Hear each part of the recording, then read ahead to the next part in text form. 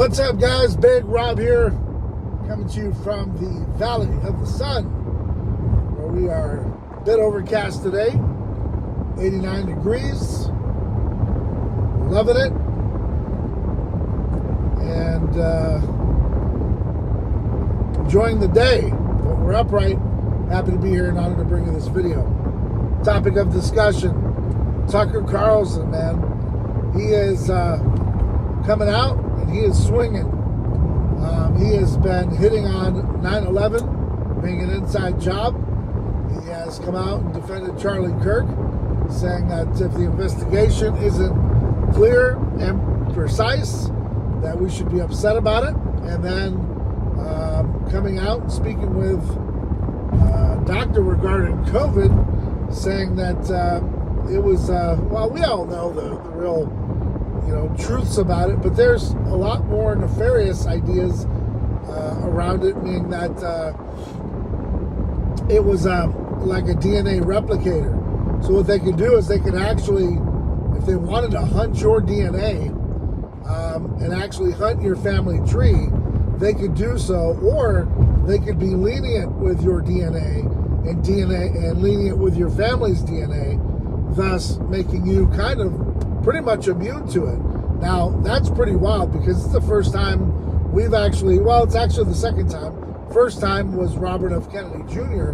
when he had talked about the replication of DNA sequence with COVID-19. Guys, this was not derived from a bat.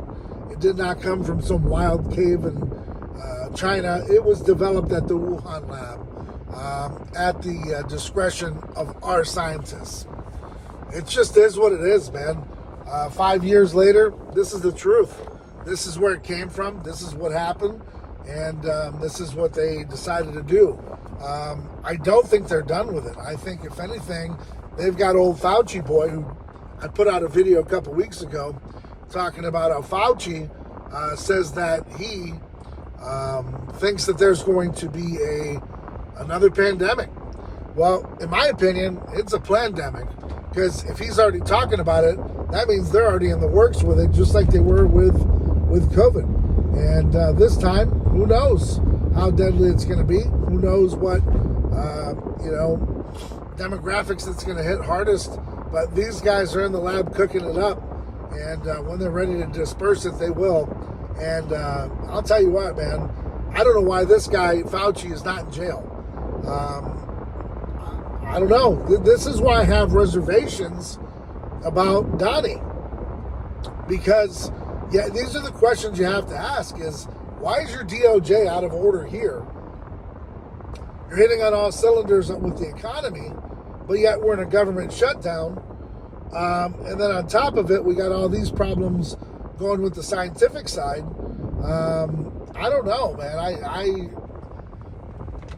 Sometimes you have to question what's going on, because why is this happening? Why are you allowing Fauci to exist? I understand that you got a big job, you got a lot going on, and you can't get to everything, giving you the pass there. But in the same sense, to let these players play is not good. Okay, not a good look either. And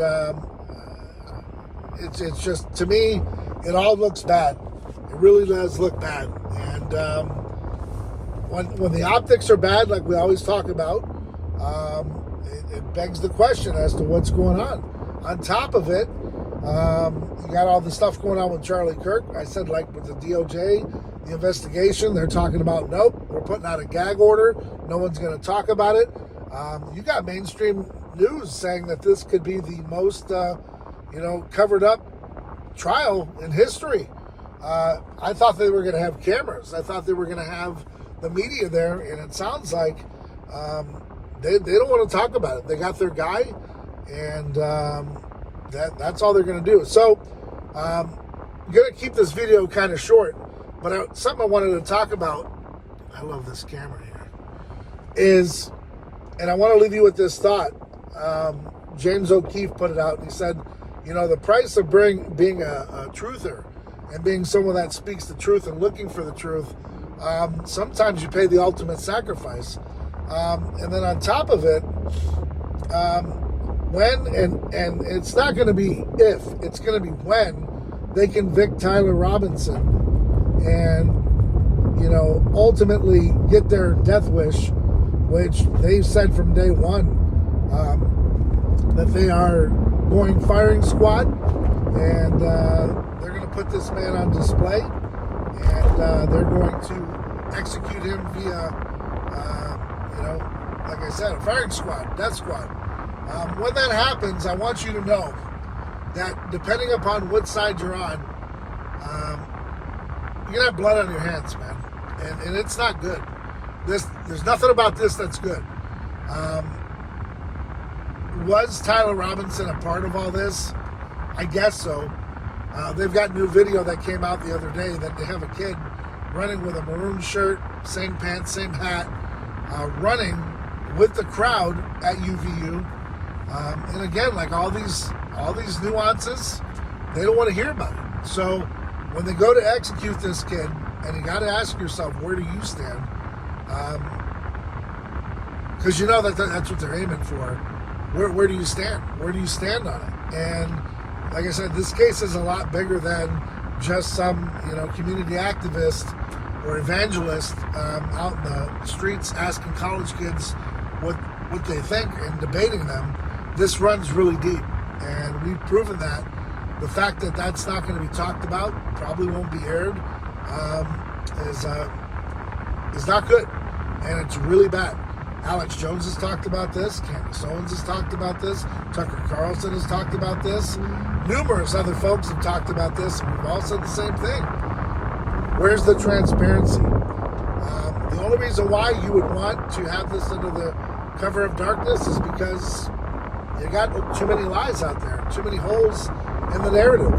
So, not buying it. And haven't bought it since day one. Prove me wrong otherwise. We could talk about the screwdriver. We could talk about the changing of clothes. We could talk about the pimp limp.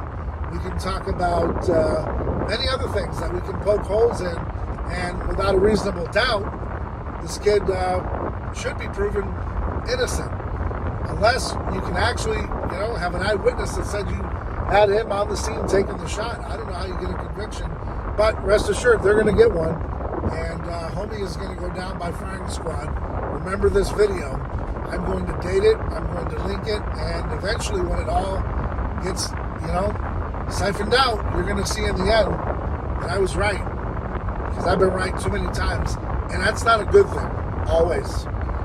Because some of the stuff that I can see coming is not good. And I'm not a fortune teller. I'm not Nostradamus, but when you've been studying this for as long as I have, it becomes very clear very easily. Guys, thanks for your support. Thanks for tuning in. Until next time, I'm Big Rob, and I'm out.